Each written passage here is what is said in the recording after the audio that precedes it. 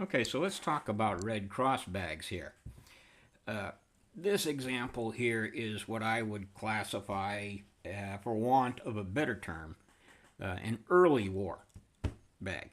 And the reason why I say that is at the beginning of the war, these were handmade by women for the troops. They were donated to the Red Cross. Women would get together in huge parties or by themselves as a family, and they would make a number of these bags and then donate them to the Red Cross.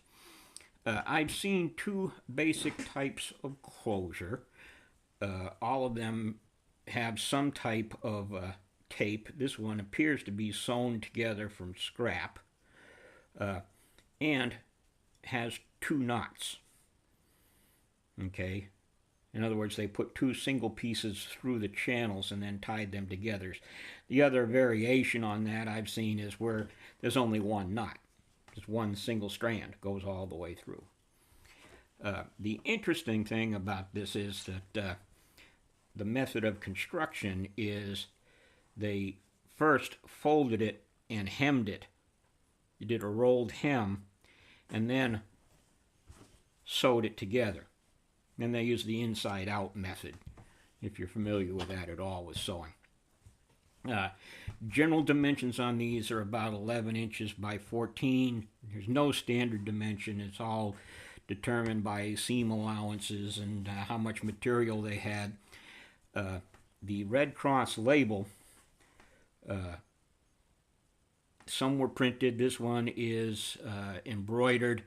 And they have a place to write in the Red Cross chapter, the city, town, or county from where this went. This one was never filled in. I've seen them where they were stamped with a rubber stamp, others where it was done with a fountain pen. This is hand-stitched onto the article after it was made. Okay? The other variation is, this is what I will call a late war bag, again, for want of a better term. Now, it turns out that just months after the outbreak of the war, khaki cloth disappeared from the shelves of stores all over the country because women and families were making things like this Red Cross bag, like the sewing kit, and other items. And they were buying any shade of khaki, tan, or brown was just disappearing. So they ended up going to more readily available patterns that they could either buy in the store or that they had laying around the house. This is a red striped pattern. One of the biggest things I found that interesting is that the Red Cross is machine stitched on here. It was done with a sewing machine.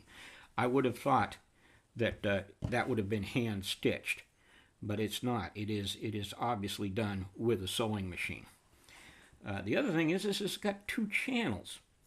It's got this one very wide one at the top, about 2 inches down, and then there's a narrow one of about 1/2 to 3/4 of an inch here, through which the cord is run.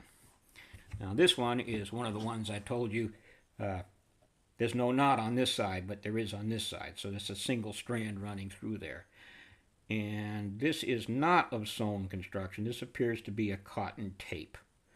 Okay. So let's talk about the reproductions. All right, now the first thing I want to show you is one of the failures. This was an example of one of my first ones.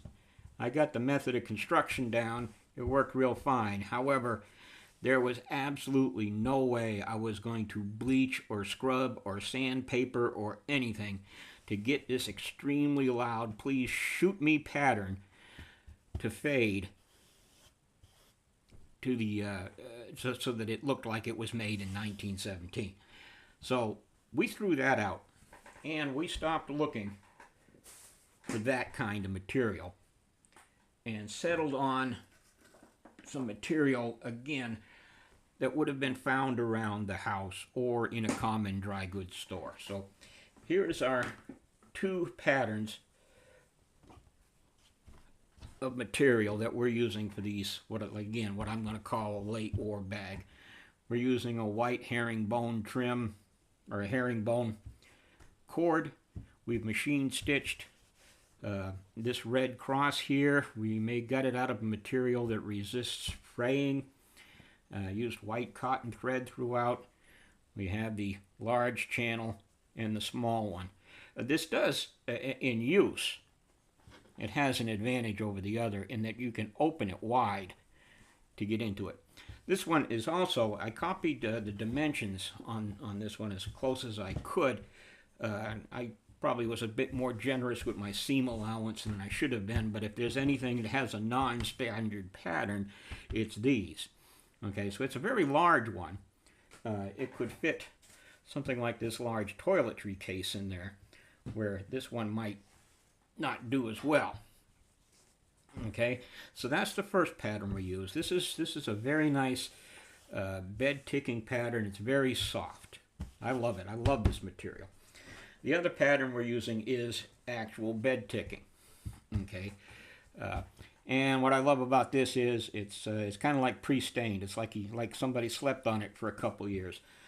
Almost like Grandma told little sister to go tear apart one of the pillows in the back that they weren't using, so that they could send their soldier overseas a sewing kit. Okay, so those are the two patterns we've got of the late war Red Cross bag.